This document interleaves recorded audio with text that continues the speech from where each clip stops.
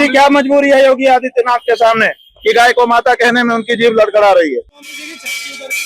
उत्तर प्रदेश में गौमाता को लेकर एक नया सियासी और धार्मिक घमासान छिड़ गया है। ज्योतिष पीठ के शंकराचार्य स्वामी अभिमुक्तेश्वरानंद सरस्वती ने मुख्यमंत्री योगी आदित्यनाथ का नाम लेकर तीखा हमला किया है। दरअसल ये विवाद उस समय और भी ज्यादा गर्मा गया जब सीएम योगी आदित्यनाथ ने कहा था कि हिंदुओं के लिए गाय हमेशा से माता रही है और इसे किसी सरकारी या औपचारिक घोषणा की आवश्यकता नहीं है। इस बयान के बाद शंकराचार्य के तीखे तेवर देखने को मिले। शंकराचार्य ने अपने बयान में साफ कहा कि जो गौमाता को माता कहने के लिए तैयार नहीं, हमें उसकी भी जरूरत नहीं है। अगर महाराष्ट्र में उप मुख्यमंत्री एकनाथ शिंदे गौमाता के संरक्षण को लेकर निर्णय ले सकते हैं, तो उत्तर प्रदेश के मुख्यमंत्री योगी आदित्यनाथ ऐसा क्यों नहीं कर सकते? बात यह है कि जो गौ माता को माता भी नहीं कह सकता वो हमारे किस काम का है।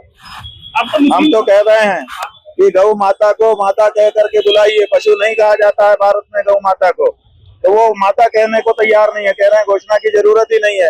तो जब तुम ये मानते हो कि माता को घोषणा करने की जरूरत नहीं है, तो हमें तुम्हारी भी जरूरत नहीं है। बात यह है कि योगी आदित्यनाथ क्या करें क्या ना करें, हमको तो बड़ा आश्चर्य है कि एक व्यक्ति जो अपने आप को हिंदू कहता है, एक व्यक्ति जो अपने आप को योगी सती कहता है, एक व्यक्ति जो गोरक्ष पीठ का अपने आप को महंत बताता है, जब गौ माता को माता के रूप में घोषित करने की बात आती है, एकनाथ शिंदे जो काम कर सकता है वो आदित्यनाथ योगी क्यों नहीं कर सकता? बताओ, ऐसी क्या मजबूरी है योगी आदित्यनाथ के सामने कि गाय को माता कहने में उनकी जीभ लड़खड़ा रही है। बता दें कि यूपी के शामली जिले के कैराना में हाल ही में शादी की दावत में गौमांस परोसे जाने को लेकर एक विवाद खड़ा हुआ था।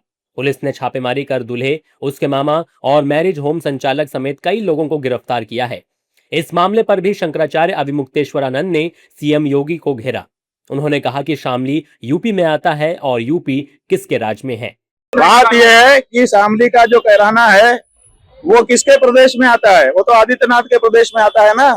तो आदित्यनाथ के प्रदेश में आदित्यनाथ के बुलडोजर लेकर के 9 साल राज करने के बाद भी गौ हत्या क्यों हो जा रही है? इसका जवाब दो। स्वामी अभिमुक्तेश्वरानंद सरस्वती यूपी की सभी 403 विधानसभा क्षेत्रों में जनसंपर्क यात्रा निकाल रहे हैं।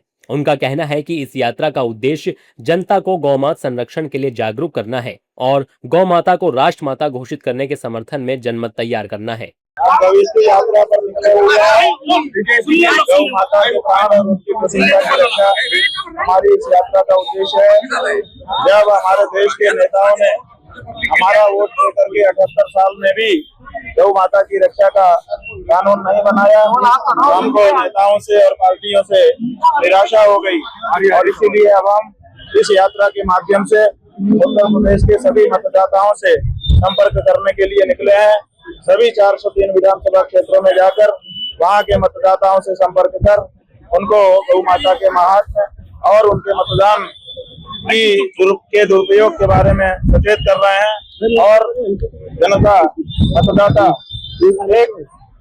एक तरफ से गौ माता की रक्षा के लिए मतदान करने का संकल्प कर रहे हैं। बहुत बड़ा वातावरण खड़ा हो रहा है। स्वामी अभिमुक्तेश्वरानंद सरस्वती गौ माता को राष्ट्रमाता घोषित करने के लिए जन जागरण यात्रा निकाल रहे हैं। शंकराचार्य गवष्टि गौ रक्षार्थ धर्मयुद्ध यात्रा के तहत उत्तर प्रदेश के विभिन्न जिलों का दौरा कर रहे हैं। उनका स्पष्ट रूप से मानना है कि जब तक देश में गाय को राष्ट्रमाता का दर्जा नहीं मिल जाता और गौ हत्या पूरी तरह से बंद नहीं हो जाती, तब तक संतों का ये संघर्ष जारी रहेगा।